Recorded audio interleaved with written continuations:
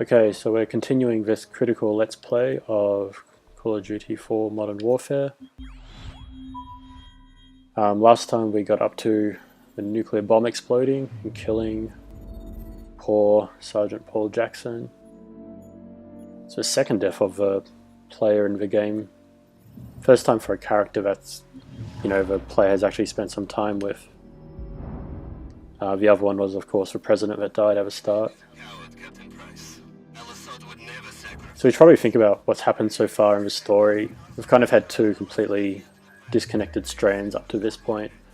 The SAS had been off in Eastern Russia, I think. I said Western Russia in one of the previous episodes, so I wasn't really thinking. Doing things over there, trying to find their informant Nikolai. And at the same time we had the president of that fake Middle Eastern country getting killed, and then the Americans going in to take out Al-Asad. So now with this mission we're going to see those two different stories on opposite sides of the world start to converge, because now the SAS here are going to start looking for Al-Asad themselves. I guess a nuclear bomb going off. Oh, where's my squad? I guess a nuclear bomb going off and wiping out a bunch of Americans was probably enough to get the Brits kind of more interested in what's happening there. So now us as the SAS are ambushing a Safehouse to try to find Al-Asad, who we think is responsible for the nuke going off. So we're seeing these two stories start to converge now, with these, until now, these two very different squads.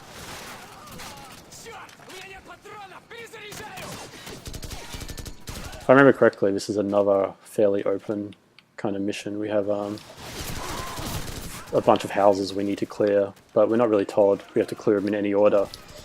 So we're still seeing this kind of slightly more open mission design, which doesn't really exist in the later ones.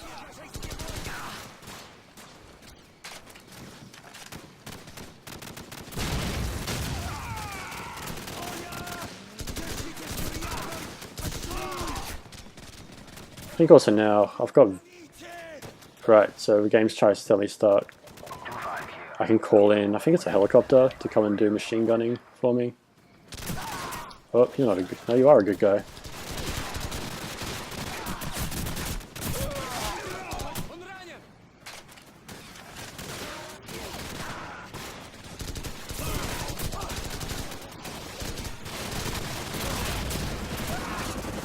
Right, so I just called in a helicopter, you can't actually see it. Probably see it better later to attack that building. We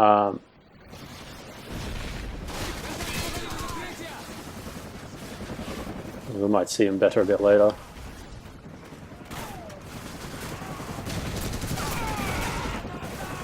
Running in here after calling them in might have been a bad idea. There they are. Hey guys. Which reminds me of something else, which I haven't really talked about yet.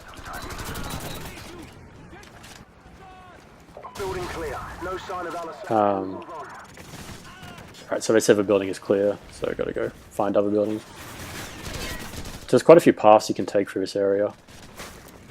I probably, of course, every time I play end up doing the same path.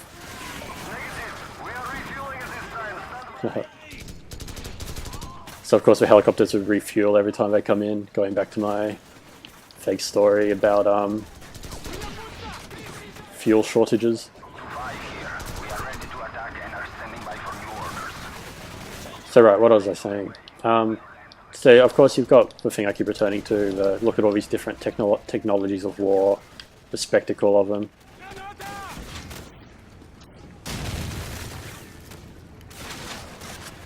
But what you've also got, well, what's interesting, so I'm not talking about multiplayer at all in these critical Let's Plays, I'm just walking through the story and talking about them. Something that's interesting to think about, which people have pointed out to me since I started these. Sorry, I'm very distracted, there's a lot going on.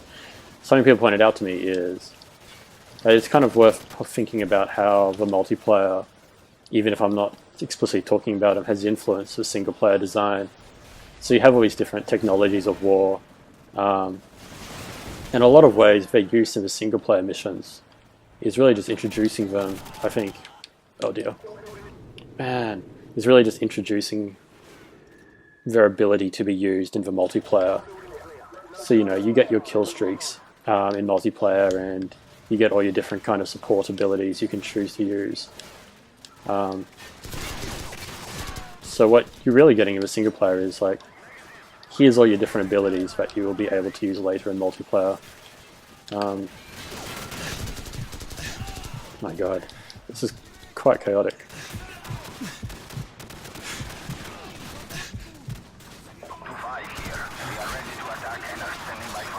Yes, please.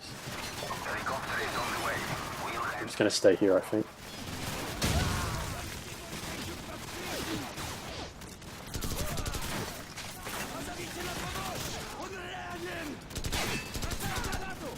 So you have that in all these kind of, each mission you have a new kind of technological support to use, partly to show you how they function for multiplayer. It's also the reason you have a story that takes place over, you know, the entire world with different people in different areas.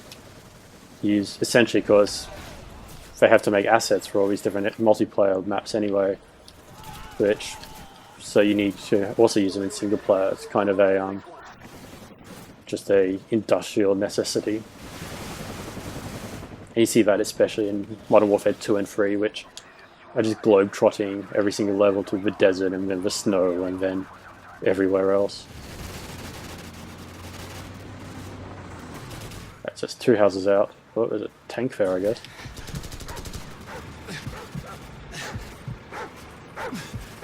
Where's this dog?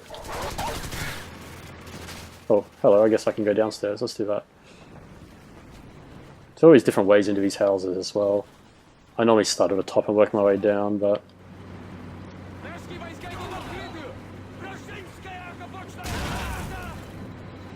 Anyway, that took me a long time to say because I was quite distracted. But that's all I wanted to say about multiplayer, is that even if I'm not talking about it, or even if I don't find the multiplayer interesting, it's still, fingerprints are still all over the design of a single player. Like, it might be separate, but it's still very much here.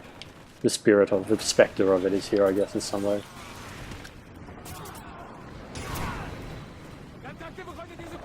What? Oh no.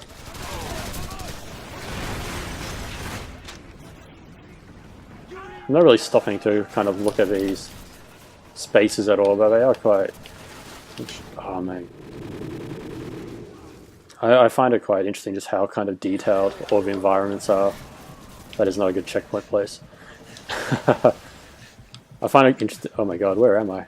I do find it interesting how kind of detailed I am so lost. All the areas are that you're just kind of running through and not even paying attention to. Where the hell am I? Right, I know where I am. Before that house.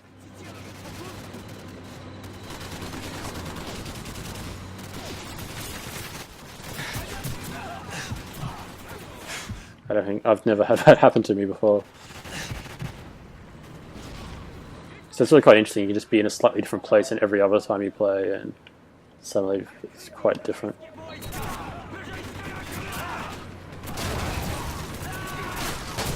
I never use shotguns in this game.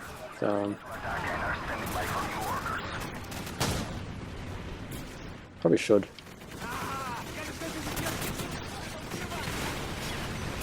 Right, are you a good guy or a bad guy this time? Okay, you're Gaz. No, you're a good guy. Let's check the other buildings. No, we're clear, are we? Okay.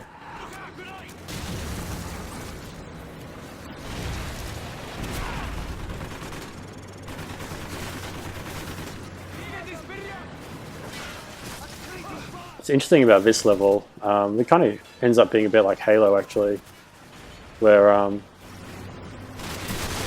Jesus Christ, in another mission, I failed to stab him. I think the next mission we play as these SAS squad, so 2 missions from now, I think, we have to defend this area from an army attacking us.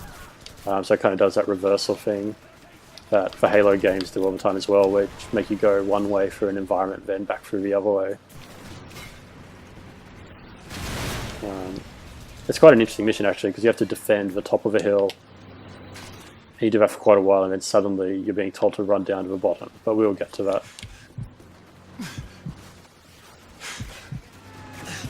My god, there's still a tank. I did not remember a tank in this level. I'm absolutely nowhere near where I'm meant to be either. So this is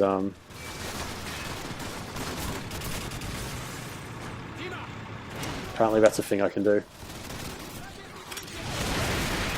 Maybe that's why I always have so much trouble with this part, is because I didn't realize I could do that. So that's the barn we're ultimately trying to get to. Maybe I can just run there now and skip the last house.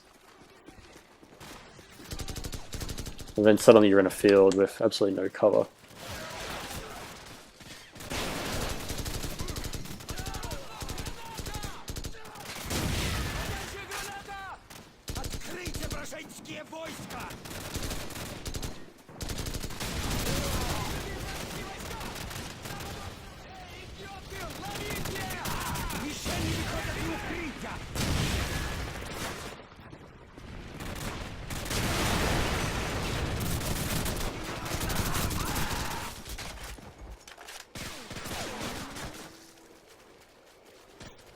Building clear. Let's check the next one. That moment where it's suddenly quiet after so much cacophony. Which is probably something I've already said, and it's probably something I'll keep saying, because I always just find that really interesting.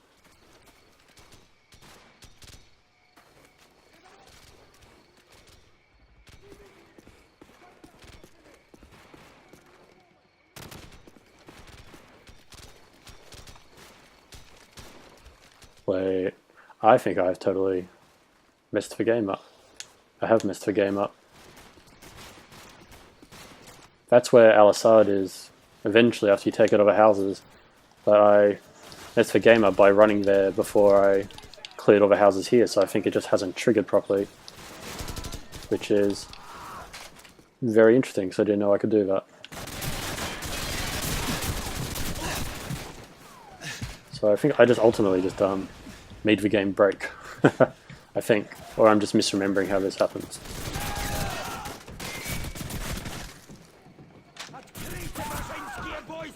But Building clear. No sign of Al-Asad. Move on.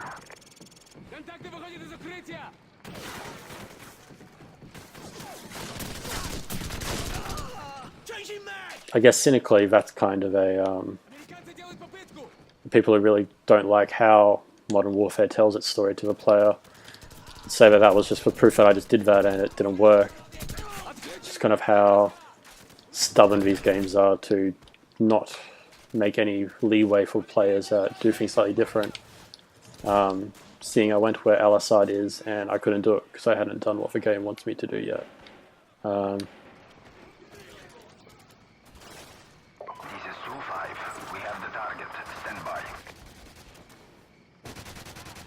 So, arguably if I just followed the kind of game's orders, and there wouldn't have been a problem.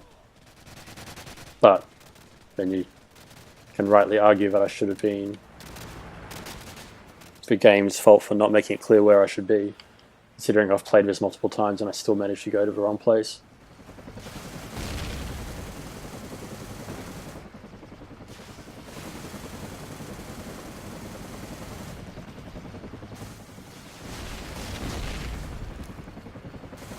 How do I even get in this building?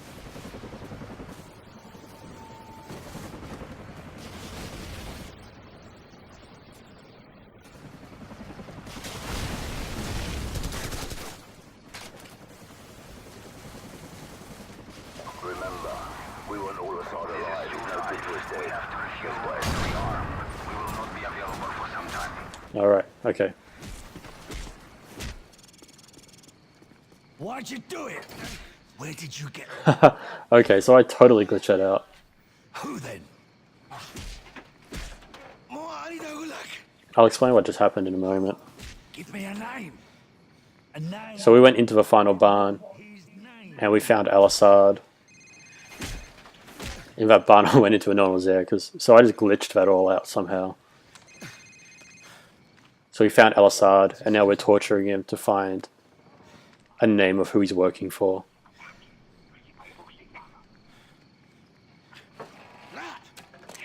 And Price just found out who he's working for and killed Al-Asad. Who was that, sir? Zakhaev. Imran Zakhaev.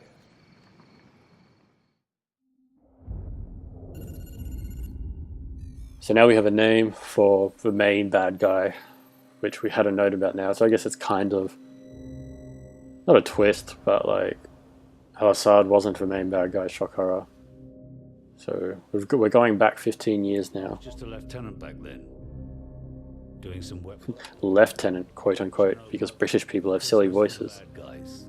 Even a decade later, a lot of them still used it to get their hands on nuclear material. A lot of them, including one, Imran Zakhaev. So if we remember, we saw this man right at the start of the game when we were the president about to be killed, standing off screen at the execution, giving Al-Asad orders. It was the first time our government had authorized an assassination order since the Second World War. I was under the command of Captain Macmillan. So yeah, going back, we just totally glitched out for that last mission.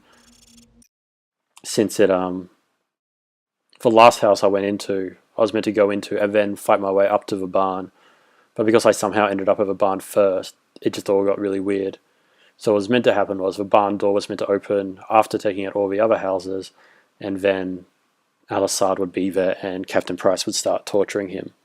So that was weird, but I guess that's interesting because it was weird and we've never seen that happen before. I'm going to end this episode here because this next mission, All Ghillied Up, is really interesting and is worth a whole episode for itself, and I don't want to have to cancel halfway through its episode. So that was a weird episode, but thanks for watching that, and next time we will go on with All Ghillied Up.